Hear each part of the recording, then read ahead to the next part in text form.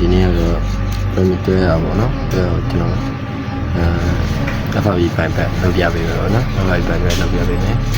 အဲ့တော့ကျွန်တော်ဒီတော့ဖုန်းတစ်လုံးလိုပဲပေါ့နော်တခြားဖုန်းတစ်လုံးလိုပဲအဲ့တခြားဖုန်းတစ်လုံးကနေပြီးတော့အဲ့တခြားဖုန်းတစ်လုံးရှင်ရရပါတော့အဲ့တော့ကျွန်တော်တို့ Play Store နေပြီးတော့တွားထောင်းလိုက်ပေါ့နော်ဒီဘက်ဖုန်းတစ်လုံးမှာတို့ဒီ share me ဆိုတဲ့ကောင်ကျွန်တော်ထောင်းမယ်နော်ဒီလားပုံစံလေးနဲ့ကောင်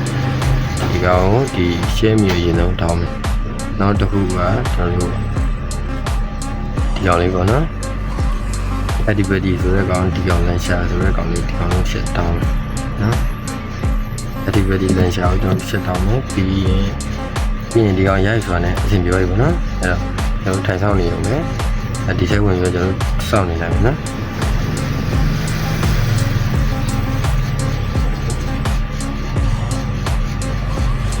ဒီထဲဝင်ပြီးစောင့်နေလိုက်မယ်နော်ပြီးရင်ကျွန်တော်ဒီ FB ကြတဲ့အလုံးပေါ့နော်ကျွန်တော်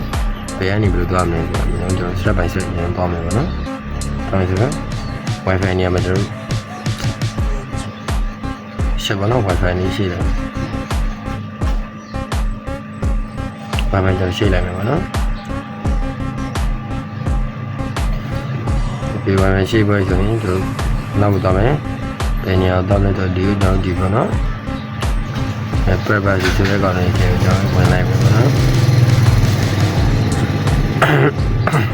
privacy ကိုကျွန်တော်ဝင်ပြီးတော့အောက်ကိုဆွဲမယ်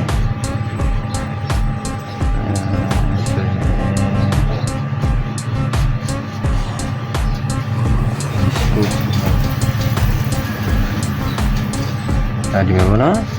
ဒီမှာအကောက်Xiaomi ဒုက္ကုံဆိုတဲ့ကောင်တွေ့ရတယ်အကောက်Xiaomi ဒုက္ကုံဆိုတဲ့ကောင်ကျွန်တော်ဆက်ဒီကကျွန်တော်ဒီထဲရောက်ပါမယ်ပေါ့နော် Xiaomi ကလည်းဝင်နေနေရောက်ပါ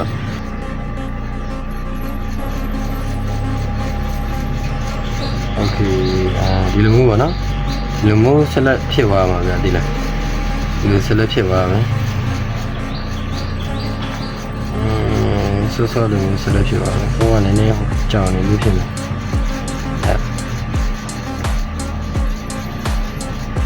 ဒီလိုပေါ့နော်sorry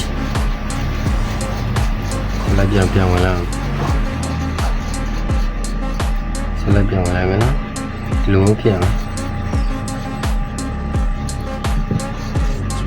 ဒီလိုပေါ့နော်ဒီလိုမျိုးဆက်လက်တွေးတဲ့နေရာကကောက်နေလိုက်တွေးတဲ့နေရာကောက်နေလိုက်ဆက်လက်ပြီးရကကျွန်တော် share ကိုနှိပ်လိုက်share ကိုနှိပ်လိုက်မယ်လေကျွန်တော်လာပုံနေနေဖြစ်လာအကောင်လေးကျွန်တော်ဖြည်းဖြည်းဝင်လိုက်မယ်ဖြည်းဖြည်းဝင်ကြည့်လိုက်ပြီးတော့ privacy နေပါ on ထားလားဆိုတော့အရင်ဆုံးကြည့်လိုက်မယ်နော်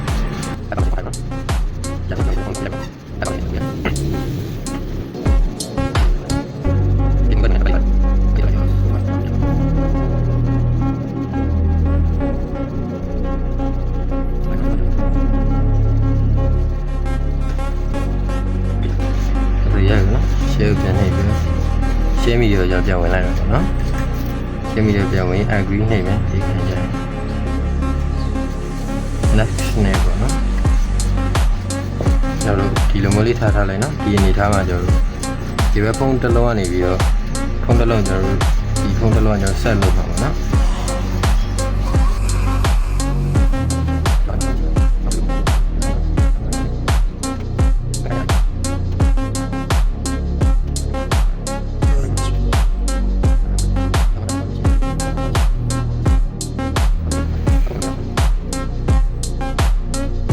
ဒီလိုပြရကျွန်တော်ဘာရှင်းမကိုက်လို့လည်းဖြစ်နိုင်တယ်နော်ဖုန်းကတားနှိမ့်နေလို့လည်းဖြစ်နိုင်တယ်အဲ့အတွက်ကျွန်တော်ဖုန်းတစ်လုံးပြောင်းလိုက်မယ်ဗျာနော်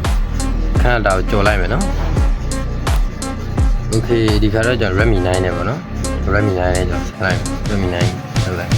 ဒါဘာရှင်းနှိမ့်နေလို့လည်းမရဘူးနော်အဲ့ဒါတော့ဆော့လုတ်တဲ့အတိုင်းပဲကျွန်တော် Play Store ကနေသွားပြီး share me တောင်းမယ်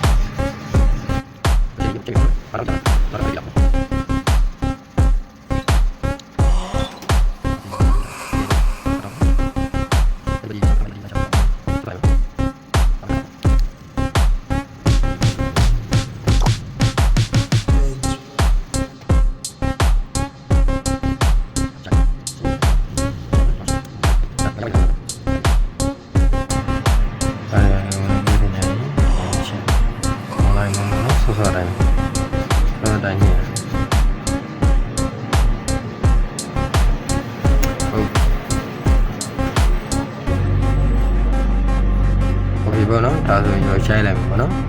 ဒါကအဖတ်ပြီးလောအောင်ကောင်းတယ်ကျွန်တော်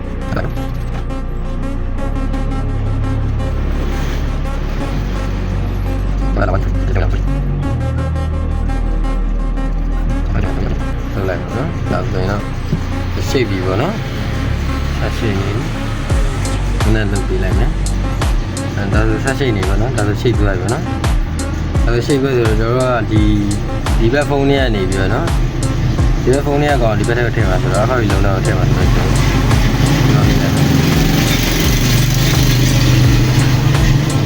ကျွန်တော်လမ်းမေးဆိုတော့အဲ့လိုအတန်နေကြားရတယ်3မိနစ်နဲ့ဆင်းရတယ်ဒီဆိုတော့ကောင်ကျွန်တော်ထည့်လိုက်မယ်နော်ဒီဆိုတော့ကောင်ကျွန်တော်ဆက်လိုက်မယ်အဲ့တော့သွားနေပြီနော်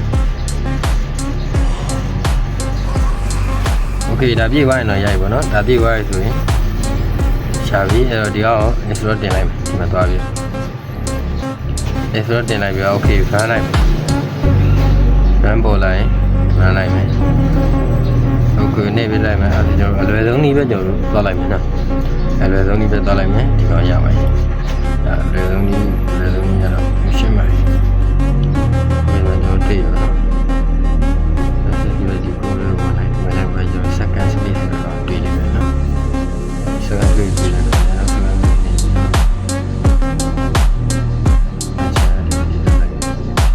ကျော်ပါပြီနော်ကျော်ပါပြီ second space ပေါ်လိုက်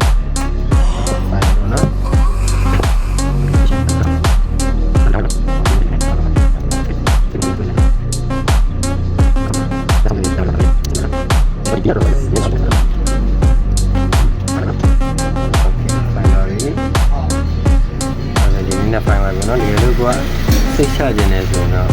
နောက်တစ်နည်းရှိတယ်အဲ့ဒါတော့လည်းလေးပါပုံရံပုံပြီးတော့ကျွန်တော်လက်ရှိတော့သက်ရှာပြလိုက်ရမယ်နော်ကျွန်တော်ကတော့မချပြတော့ကျွန်တော်ဒီလိုပဲချပြတာပါနော်ချတယ်ချပါလိမ့်တန်ဒီသက်ရှာလိုက်ကျွန်တော်အဖေပြန်မကြတော့ဘူးနော်